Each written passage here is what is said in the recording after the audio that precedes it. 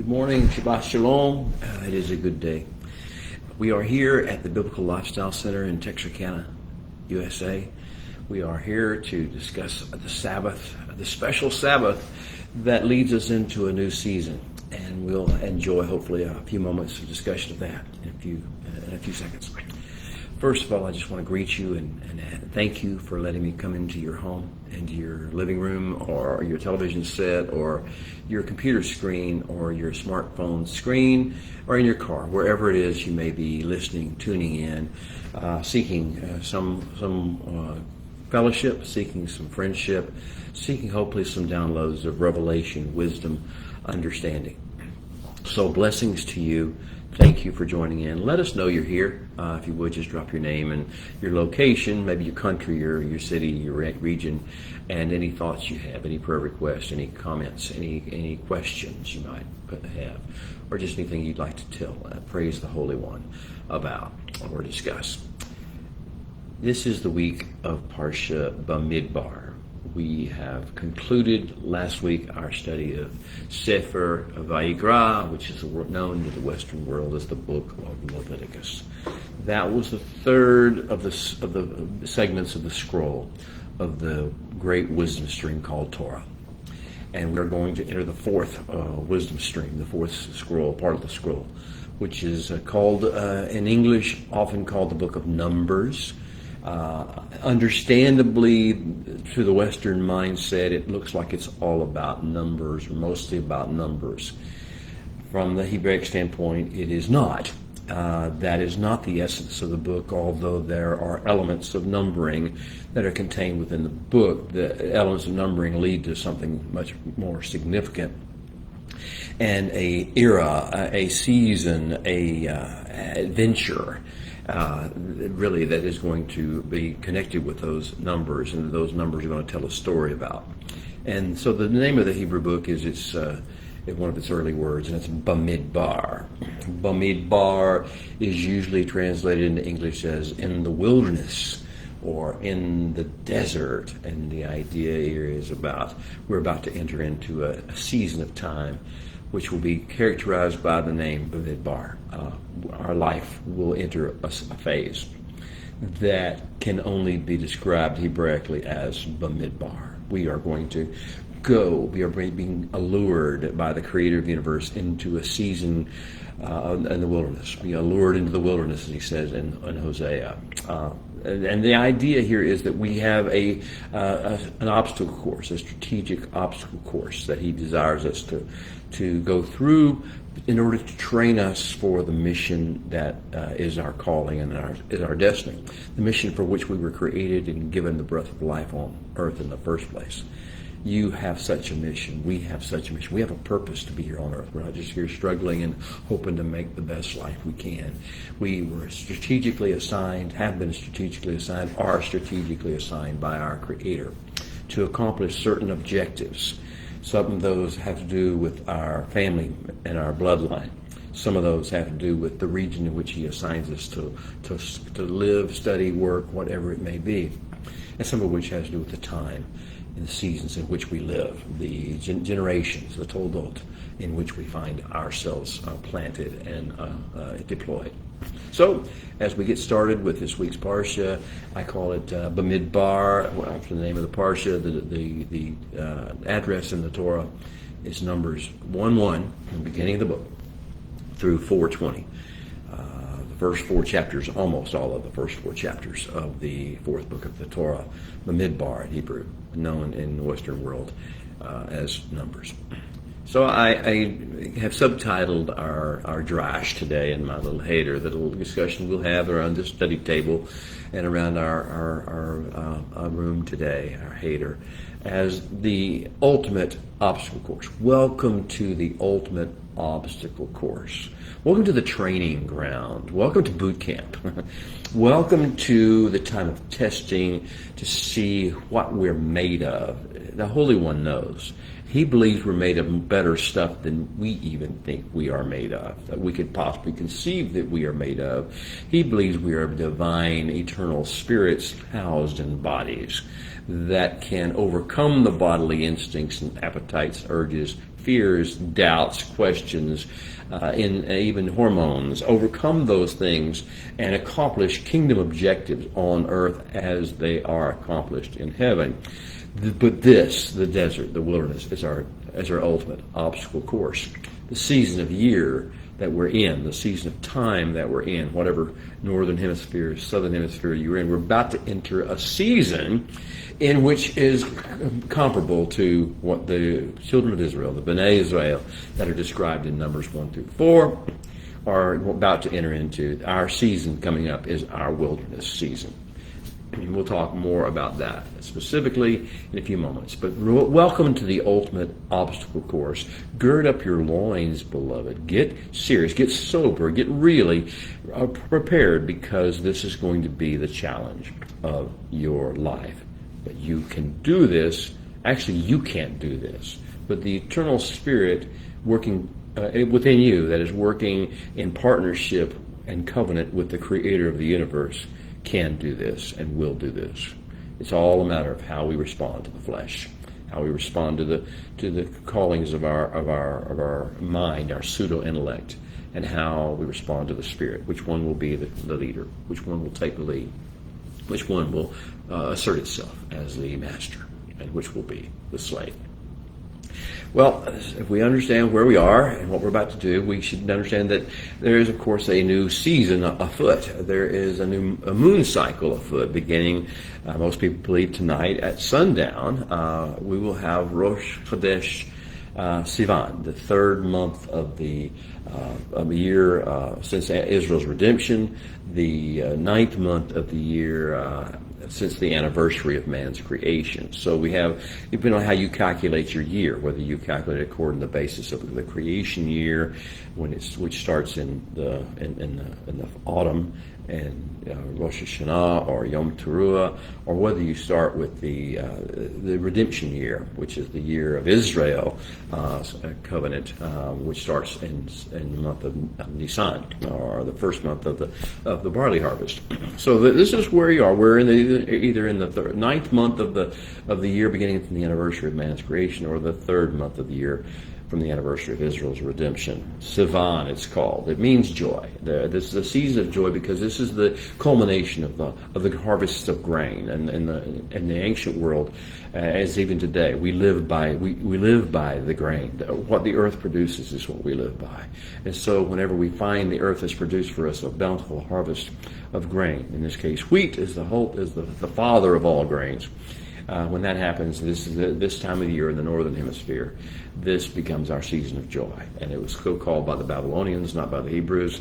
But this third month of the redemption year, ninth month of the creation year, is a special moon cycle. It was on the first day of this month, after the Exodus, then the first year after the Exodus, that the generation of the Exodus arrived at Mount Sinai. We came to Mount Sinai in this moon cycle. This is a moon cycle we will never be able to forget. This moon cycle and what follows is the season of intense preparation and learning. What a blessing. We relive this experience at Sinai every year beginning at this time. So, on the first day of the third month after the Exodus, the generation of the Exodus arrived at Sinai. And a few days later, just a mere few days later, we received the Aseret HaDibrot. Most of the Western world calls it the 10 words or 10 commandments. The basic outline of what life on earth is supposed to look like and can look like when the Spirit, the eternal Spirit, governs the flesh and governs the pseudo-intellect and governs the hormones and the hormonal movements of the human being. Well, the month of joy, the month of harvest. We need to draw from the joy, the wells of joy within us. Joy does not come naturally or come by circumstances. Joy comes from connection with the Creator of the universe and allowing the joyful, eternal Spirit within us to be joyful. So we call this joy because we're receiving an influence, an influx, an input from the Spirit. We're receiving. And so it's a moon cycle of receiving, of taking in hand, of laying hold. That is where joy comes from receiving from the Holy One, taking it in hand and laying hold of it. What Are you ready to take some things in hand? Are you ready to lay hold of some things? Are you ready to receive? That means you have to displace, make room. Make room for the things that you are receiving. All right. The highlight of the moon cycle that we're about to enter into, of course, is the celebration of Shavuot, the Feast of Weeks, as it's known, the Feast of Weeks, and it is on the sixth day of Sivan. It's coming up very close. We're almost there. We're counting the Omer. We're building up to the great stage. We're in the final week now, getting ready to go into the final week of counting the Omer, and we will soon be celebrating Shavuot. Now, that being the case, we will see some things happen.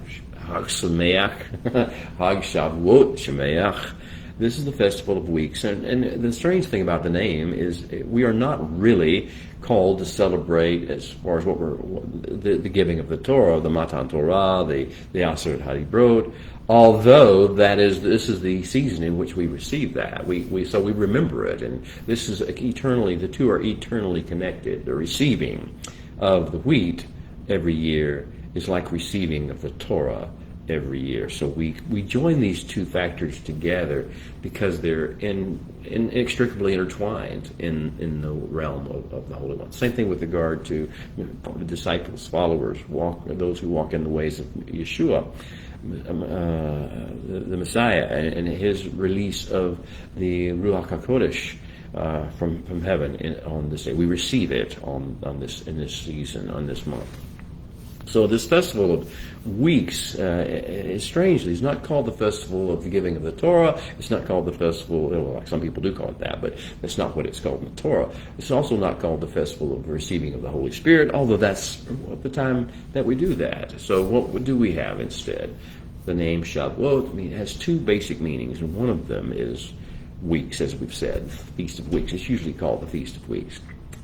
7 days, weeks. The key factor here is not just the fact that it's the end of the 7 weeks we've counted between Pesach and the day of first fruits of wheat. It really is bigger than that. Calling this, understanding it, having the Torah define it as the festival, the celebration of weeks, is sort of essential to who we are. How do we live? We live according to weeks. We live according to 7-day sections. We live according to Sabbaths. And we live according to divisions of the Torah that we read on those 7 days. So every week is a new subdivision of Torah, a parsha. Every week is a new Sabbath and it's a recreation of the entire universe as depicted in Genesis 1 every single 7 days. We are always about the business of creation.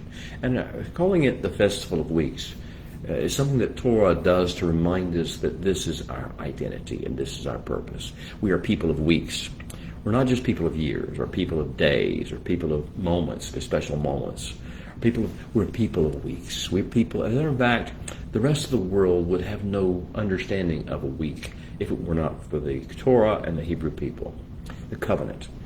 Because, you see, there's no astronomical event that takes place. Like a day, of course, has to do with the sun and the earth and its positioning. A year, the same way, just the opposite position about how the rotations work. But there's no specific astronomical event that takes place every 7 days. What does take place every 7 days? The Sabbath. And so this reminder, the Festival Week, once a year, once every season, at the time of intense pouring out and giving and receiving and joy, we remember we're people of weeks.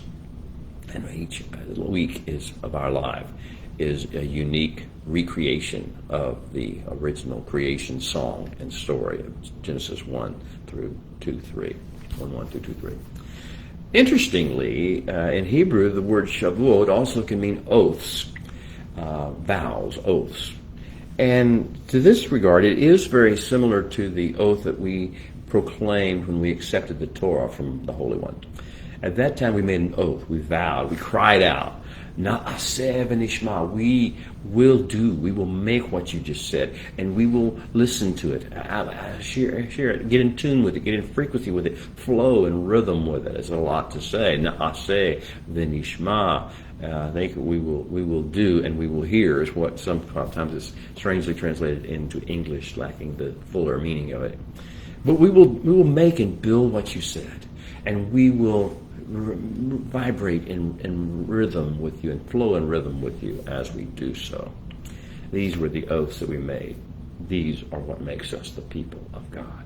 This is our vow. So when we celebrate the Feast of Shavuot, we are celebrating not just the fact that we are people of weeks, but we are people of the Naaseh V'Nishma oath. This is what we're here for. We're to make and build and do everything the Holy One has told us, and we are, as we do so, to stay in rhythm and vibrate with the frequency and the energy of the Creator's own words. All right. We have left Sefer Vayikra, we have left the book of Leviticus, as it's called in the English, and we're coming into the book of Bamidbar, or the book of Numbers, as it's called in the English. In Vayikra, in the previous book, the call of the Holy One upon our lives was come. A call to come forth, a call, Vayikra, and he called, and the call was to come, and it was as if it was saying, come to me, come to the tabernacle, come to the place of meeting, come to the holy place, come to the vestibule of heaven upon earth, come to the great landing strip where heaven touches earth. Come to me, he said in Vayikra. And now in Bamidbar, that is going to change. The call will be very similar, but it will be slightly different. Instead of saying, come to me in Bamidbar, in the book of Numbers, the call will be, come with me. We're going somewhere. We have a mission. We have a journey to take. We have a mission to fulfill. We have a destination to reach. So in this book, the focus of the revelation download that we've been receiving will shift. It will shift away somewhat from the otherworldly beauty realm of our King. I hope you've been enjoying the beauty realm. I hope you begin to meditate upon the beauty of the place where the King dwells, the place of his throne, the place of his chambers. I hope you've been meditating upon the protocols of the royal emissaries, the courtiers of that beauty realm. That is part of what we're supposed to draw strength from that every evening and every morning, every Shabbat. So that's not to be, we're never going to forget about that, but we're going to take that with us. We're going to shift away then our focus from the beauty realm itself, where the Kedusha energy pulses, and from where divine light illumines, is emitted and illumines everything we do in beautiful ways. We're going to shift away from that slightly and look outward. Look beyond that to the tohu v'vohu v'chosek realm, where fallen men live, where fallen cultures thrive, where dark energy predominates, where the unclean and the profane are everywhere around you and made to seem normal. We're going to change our focus. We're going to keep the power and the energy and the light of the beauty realm and the Kedusha energy that it pulses. But we're going to take that now with our vision to see what is happening in the world that does not have that same vision, that same connection to the holy things. We're going to look into and get a good picture of what it's like, and maybe feel some of the pain of interacting with the tohu v'vohu v'hosek realm, a fallen man, where the dark energy of the unclean and the profane predominate, and where darkness and flesh and pseudo-intellect pervades everything. It calls us, all of creation, it's under its spell, under its thumb, to groan under the heavy burden of futility. All creation groans in eager expectation for the sons of the Holy One, the Eternal One, to be manifested, to be revealed. We're going to see through the eyes of the lens of the beauty realm the pain, the suffering, the agony, and the anger and the angst that exist all around us in the world that has not received that revelation of his beauty. So the fourth book of Torah, Bamidbar, is the book in which the Holy One tests us. We have to be tested. We need to know before we enter the fullness of what our destiny is, that we can deal with every facet of life and provide a solution-minded approach to that, a healing, tikkun, making repair, making restoration, process, protocol to every difficulty, to every drama, to every trauma the world can throw at us in its fallen state. So in this things that he's been speaking over us, our Creator has been speaking over us and imparting to us at Sinai, this is where this season was going to be put to the sandal meets the road, or sandal meets the sand, or the rubber meets the road tests. Some of those tests will be very, very difficult. Sometimes we need to fail some tests before we can know we can overcome them in the long run. The primary themes for this week, Parsha Bamidbar, as we're talking about it in our little header, I would say the first one is learn how to circle the wagons. Learn what is important, what is really important, what you need to defend and protect. And that is, in our camp, it is the presence of the Holy One. More than that asset we have, more than anything that we need to hold on to, it is this gift of the presence of the Holy One. The Torah is at the root of it, and the Ark of the Covenant, or the tablets of the Torah are there. But mostly it's the presence of the Holy One. If we can't lose the presence, if we lose the presence of the Holy One, if we do not steward and protect the presence of the Holy One, all we do is for naught. It's just religion. It's just, if we don't carry the identity and the persona and the beauty of the Holy One as He is, if He doesn't just take over basically and reveal Himself through us, then what are we doing? We're just projecting a religious form, a theology, a systematic theology into the world. So learn to circle the wagons. Learn to value what's mostly valuable. This is going to be critical for our journey. The second thing that he's going to teach you, the theme of this week, is going to be deploy. Learn that you are assigned a specific area of responsibility. You have certain areas of the camp, and you must step forward. And if you do not step forward, someone else will have to, because the wall of the community, the wall of the social of the kingdom, is based upon human people to fill those breaches in the wall. And if you do not fulfill your purpose, either someone else will step up and do it, or if no one else does, then the rest of the camp will suffer, and the presence of the Holy One will be diminished, and we will have lost what we value the most. So circle the wagons, learn what's important, and defend the Mishkan and the presence of the Holy One at all costs. Understand what's most valuable in our lives. Secondly, deploy to your assigned post. Just deploy to your battle, your battle station. Deploy to the area in which you have been assigned to protect and defend. Now, we'll talk more specifically, hopefully, about where that is and how to define that and understand the King's ways in regard to where's your post, what is your battle station, what are you responsible for maintaining and keeping safe from attack, from internal or external forces. What that is, we'll talk about that. And it's going to come down basically to a focus on the family lines, the bloodlines that you were born into. The Creator designed you specifically and birthed you into certain bloodlines, into certain families.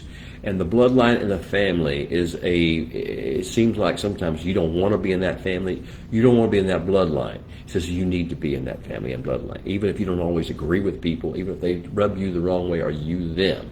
There's a purpose for all the rubbing and all the things that happen.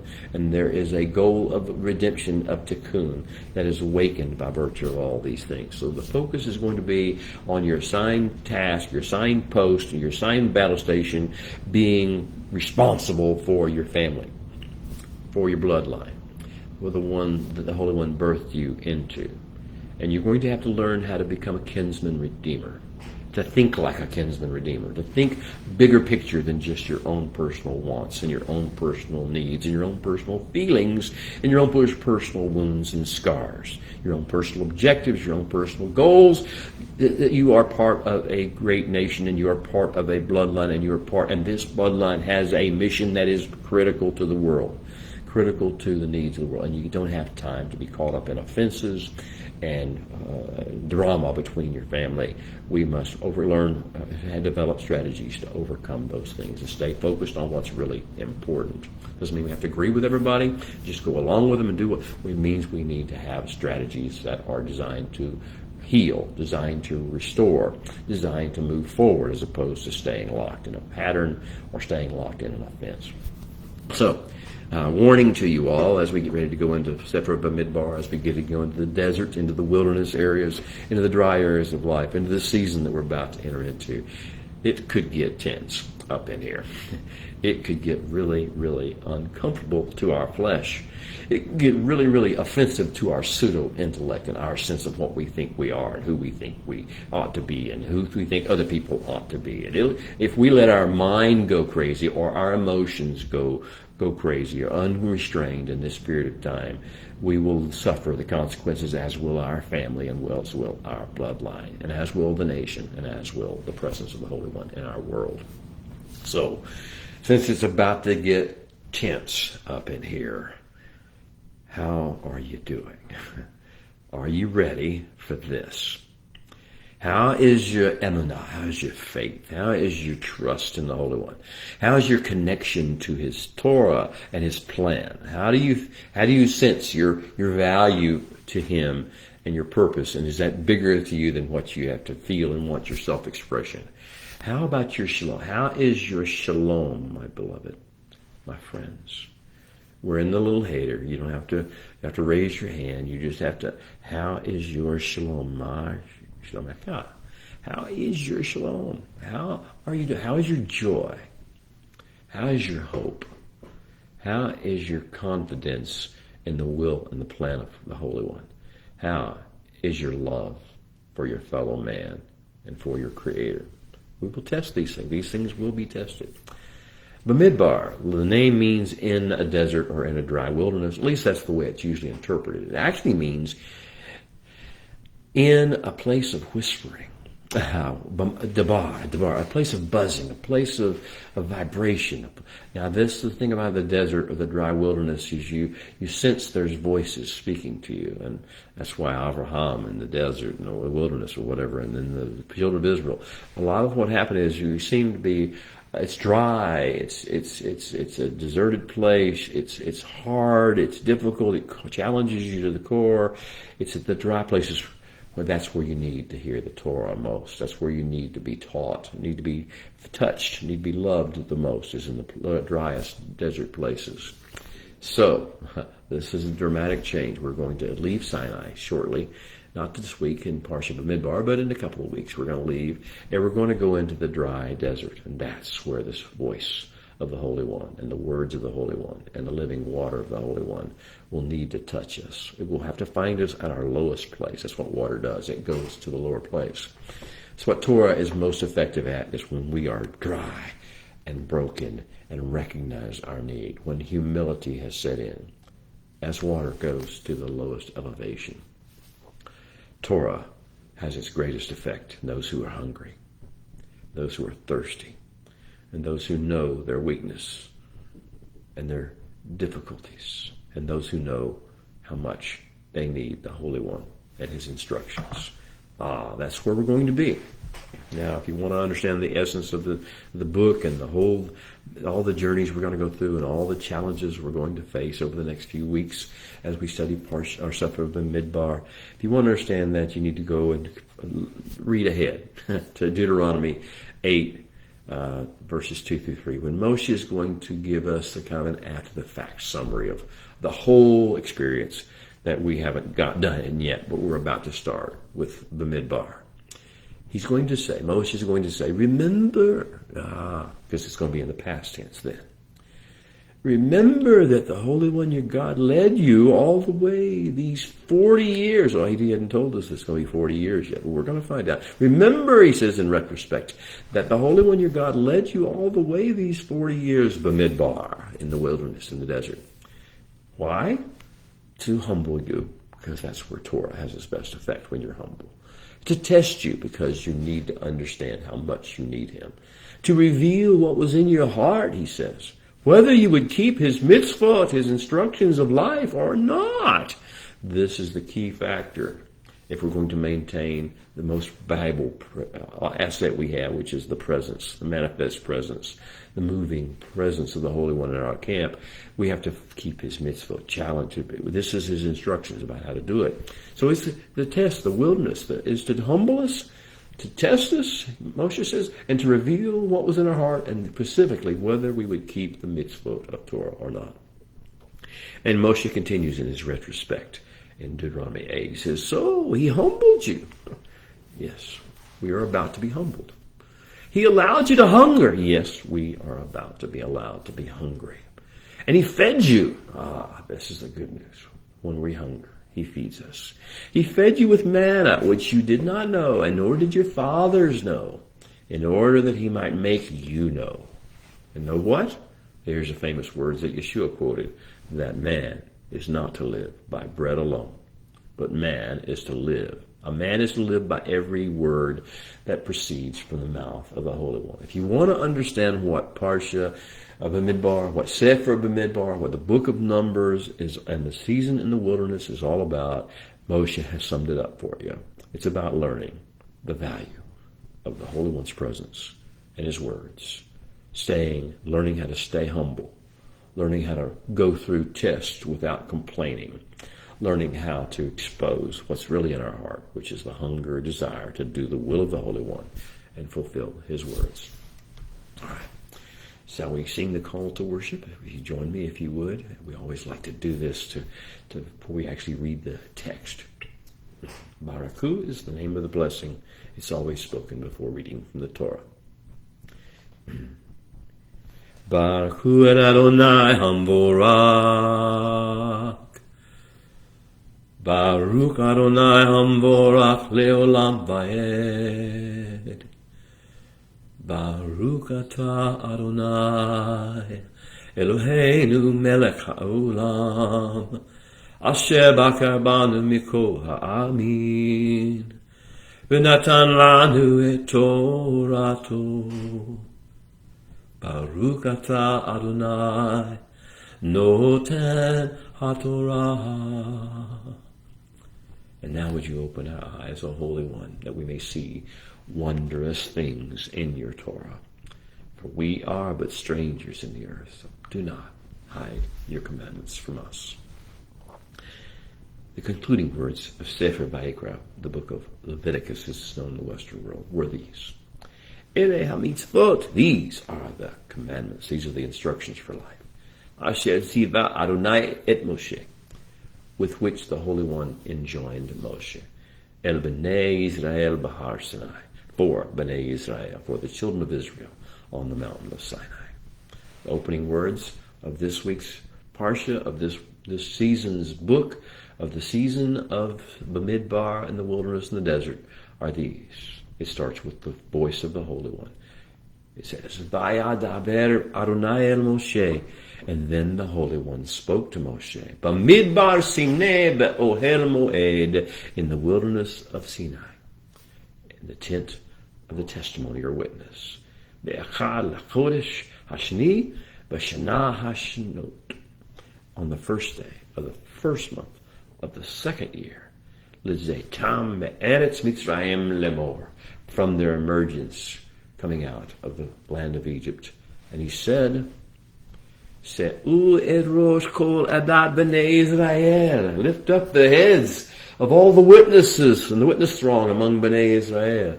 Lemishpotecham levet avotam, and do it by the families, for following the parental fatherly line, patriarchal line. B'mispar shemot kol zachar legulgotam. Record the shemot, the names, the essence of every male as they come forward, as they come around. Mi ben ezrim v'ma'ala, from 20 years old and higher, kol yetzeh sava b'Israel, all who go out among the hosts and the armies of Israel. Tifkadu otam lizivotam atav Aaron. You and Aaron are to visit and muster them for the hosts. This is what we're going to do. We're going to face enemies. We're going to face attacks. Once we get to the wilderness, we cannot be just a caravan of travelers or pilgrims.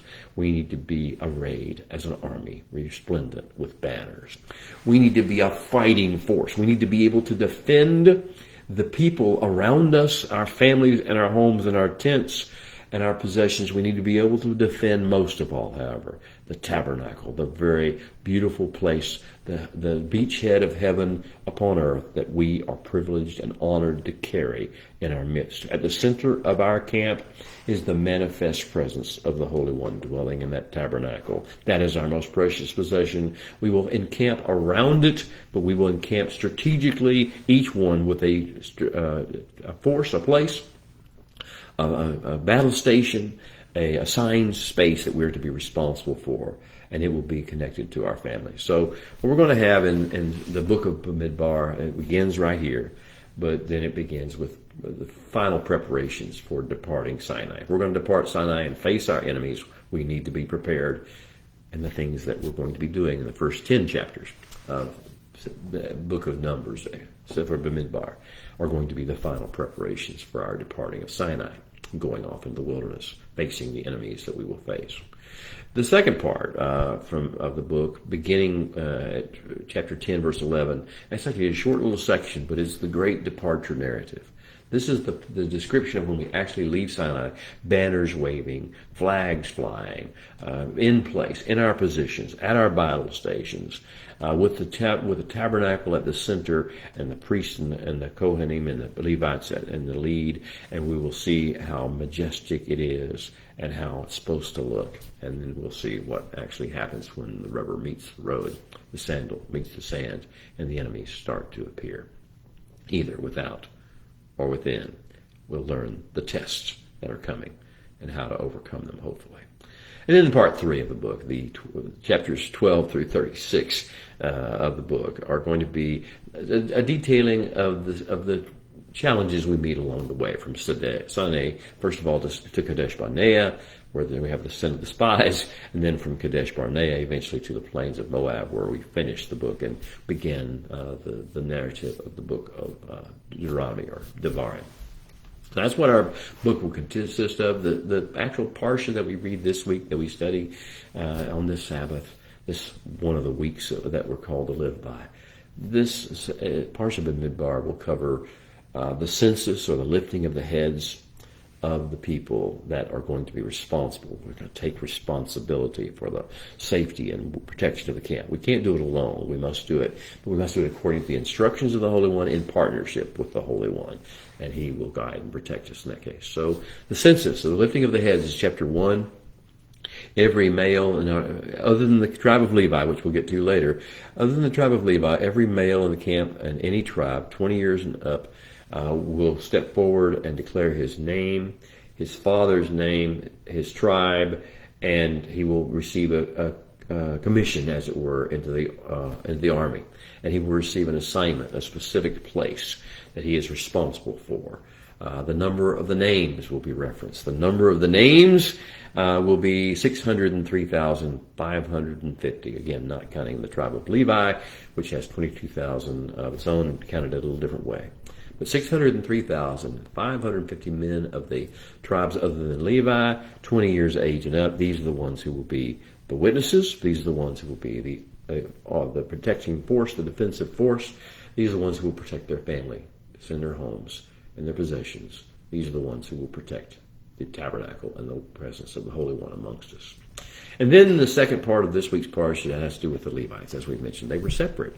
They were not counted along with the others. And the way of their counting, the numbering, came in a different way. The number is 22,000. That consists of 3 clans. But the numbering did not start at age 20 and up, as it did with the rest of the tribes. The numbering of the Levites started from 1 month of age.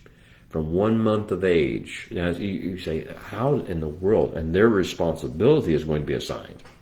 And their responsibility is, just as the rest of the camp was arrayed in a circle and from a distance around the tabernacle to protect the tabernacle, the inner circle of that is going to be the Levites. The Levites are the last line of defense for the tabernacle. They are between the people and the tabernacle, and they are the ones, and there's only 22,000 of them, and they are set up around the tabernacle. That's where they will camp, that's where they will march. And finally, the last part is one of the other parts of the parsha is the discussions of the rearrangement of the camp for battle, tribe by tribe, each tribe equal distance from the tabernacle. Among the tribes, there's much division, but by family, by family, by family. Every tribe has its banner, and every family, every father's house, every clan has its standard or its flag, its degel in Hebrew. That is a place to muster, to rally, to come together. If you ever had a plan for your family or your household or a school about where you go when an emergency takes place, where your battle station is or your duty station is, this is what that is. You go to your tribal family, you go to your family banner, your tribal banner and your family standard or flag. Okay, but first things first. Let's read again what he said about the numbering. Because you see, you never just number the people of Israel. Because Abraham was told specifically, as were some of the other patriarchs, I will make you so numerous. You will be like the sand of the seashore, or like the stars of the heavens that no man could count. So the fact that we're not there yet, but we must not be there yet, because now he tells us to do something that looks like counting. What he actually says is, Se'u et rosh kol adat b'nei Yisrael. Se'u et rosh. Lift up the head. Lift up the head of the entire witness throng. Kol adat, entire congregation or assembly of witnesses of b'nei Israel. Those who will serve, those who will represent b'nai Israel, lift up the heads. Beloved, I hope you have a understanding that ours is a covenant and a kingdom of the uplifted head. We can't be downcast. Why are you downcast, O my soul? Why are you sad? Why are you angry? Why are you offended? Why are you upset? Why are you downcast? Because we are people of the uplifted head. We are representatives of the Creator of the universe. We carry His Kedusha energy. We are called to His mission. Yes, He is the lifter of our head. That is part of the testimony, because this is about the testimony, the witness throne. Kol Adat B'nai Israel. Not just B'nai Israel, but Kol Adat B'nai Israel, the witness throng, the witnesses, the representatives of B'nai Israel. Lift up the head. Oh, let Him lift your head today, beloved. Let Him lift your head and see beyond the realm of the ordinary, the mundane. Let Him lift your head and lift it with Him. Respond to that call to lift your head and identify yourself as to who you are and why you're here, what your calling is and what your mission is. You are here as a servant to all. You are here as a protector. You are here as a kinsman redeemer after the pattern of the great kinsman redeemer, Messiah Yeshua, pictured also in the story of Boaz, which we read at Shavuot. Kingdom of heaven heads, covenant of Avram heads are uplifted heads. Let's get uplifted. Now, the idea of uplifting the heads or lifting the heads of an Israel, it's a Hebrew way that we interpret in Western world as counting. It's making yourself count. It's about visitation and mustering and calling forth. What happened in the way the quote census was conducted, was told to be conducted, was that every man was to come forth and state his name and the name of his father, the name of his tribe. This is an identification, but in public. Call before Moshe, call before Aaron, call up front and center to come forth, no matter what your personality is, no matter whether you're a loud, personal person, or you rather stay quiet, or whether you stutter, or what, you had to come forth one by one, be called forth, and declare your name and your father's name, the name of your father's house, the name of your clan, and the name of your tribe. And you had to identify. And as you did so, you took responsibility for your tribe and its welfare. You took responsibility for your father's house and its welfare. You took responsibility for yourself and who you were created to be in the kingdom's plan. and doing that. That's just more important than anything else. And so this changing of your perspective, calling you forth, this idea. And then, of course, you were commissioned and given a position, a responsibility in the army. The mustering of the hosts. You know, the word in Hebrew, Zavaot, is hosts, and it's numbers. And we reflect on earth the heavenly host. We are the earthly host, and we reflect the imagery. We mirror the heavenly host. We are those on earth who will do the will and fulfill the instructions of the Father, the Holy One, the Creator, as the holy hosts of heaven, the angels, the cherubim, the seraphim, the four living creatures, all those that are pictured in the visions of Isaiah, and the visions of Jeremiah, the visions of Ezekiel, the visions of Yohanan, John, the Revelator. All these things are pictured. We are to be that upon the earth. We're the Edat, Kol Edat B'nai Israel. We are the witnesses. We are the hosts of the Holy One. We need to do this. We need to have this calling forth, this mustering of the hosts. And I hope you feel you're being called together. You're being mustered. You're being called forth. Who you really are is being called forth. As the Holy One called Avram, he said, Lech Lecha, go out for yourself, of who you really are. Go out for the Lecha. Beloved, my friends around this Seder, those who come to listen to me talk today, listen. Who you are is needed in this world. Who you are is for today. It is for your bloodline. It is for your spheres of influence in your workplace. It's for your school, in your schools, in your neighborhoods, in your communities, in your marketplaces. It's needed. Who you are is strategic, is designed. Lech Lecha, come forth. This is the coming forth. Lift your head. Get out of the trauma and the drama and the worry and the anxiety and the news, and come out and be who you are. Trouble is coming, you see.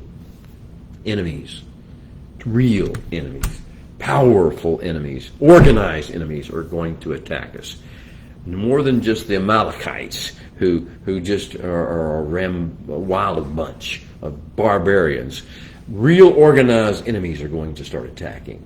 And real organized rebellions are going to start forming within our ranks. Enemies are going to attack from within and from without in this season that's coming up. We need to be who we are. We need to be who we're called to be. We need to not take offense. We need to take action according to the kingdom plan. So enemies are going to attack. Trouble is coming. Are we ready? Tests on the horizon. There will be one after another. Some will come from within ourselves and from our neighbors around us. Some will come from external forces and nations more powerful, more numerous than us. So do we know where we will go when the attacks come? Do we know what we're responsible for? Do we know what we're expected to do? Do we know what we're expected to prize and value and stay focused on? Yeah, I see we are all called to be our brother's keeper. Yes, going back to the time of Cain and Abel, and the question the Holy One asked, do you know where your brother is? Where is your brother Abel? And Cain said, am I my brother's keeper? And of course the answer is yes. And we're finding out that as representatives of the covenant, we are indeed our brother's keeper. We are also to have the mindset and the approach to life of the kinsman redeemer, to understand that as goes the least, the worst, the most afflicted portion of our family line, of our bloodline, so goes our bloodline. We don't get to just separate ourselves and say we're better than all those people. We have to look and see their needs and find strategic ways to begin to feed into the healing. Cooperate with the Holy One to do it.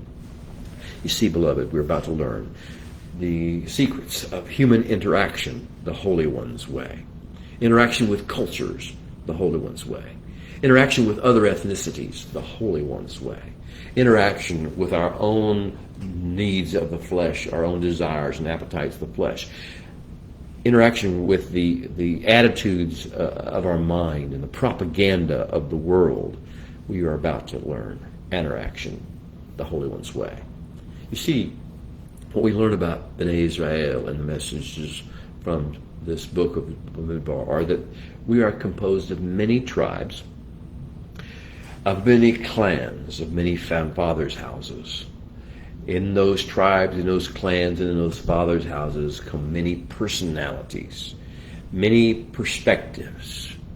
But you see, the key factor with the Bnei Israel and the whole Adat Bnei Israel is we all, whatever tribe we're from, whatever clan we're from, whatever personality we reflect, or whatever perspective we have, we all form one people serving one God, and that is more important than our differences. We overcome our differences, and we work together, and we rely upon one another, and we allow ourselves to be relied upon by each other, even if we disagree on so many things. Many tribes, many clans, many families' houses, fathers' houses, many personalities, many perspectives, many flags, many banners, many areas, forming one people, one God. We are to model inspired unity. Not uniformity. I know those words get thrown around. Not equality, not equity. We are called to model inspired unity. Many tribes, one people. Many clans, many personalities, many perspectives, many beliefs, one God. We're not to model tolerance. We're not to model ethnic pride. We're not to model self-expression or self-actualization. That's all for the pagans of the world to model. We are to model inspired unity, empowered unity from the Creator of the universe. One people serving one God. So when he musters the hosts, Moshe has them say, and they recited, this is Numbers 1 and 18. I'm going to read a few verses, kind of skipping a few in between. But here's the substance of what we're going to talk about.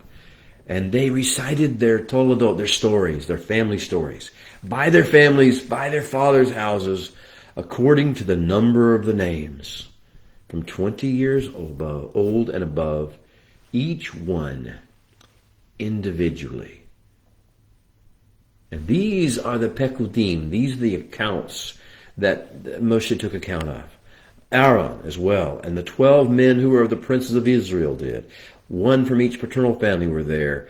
And these accounts, these pekudim, these inspection reports, these mustering reports of Bnei Israel, according to their paternal families, those over 20 years old, all who would go out with the host and the armies of the Israel, the sum of the pekudim, the sum of the accounts, the sum of all the stories that were taken note of, and that special moment in preparation for the wilderness experience, in preparation for the wars, in preparation for the challenges, in preparation for the rebellions, in preparation for the sins around us.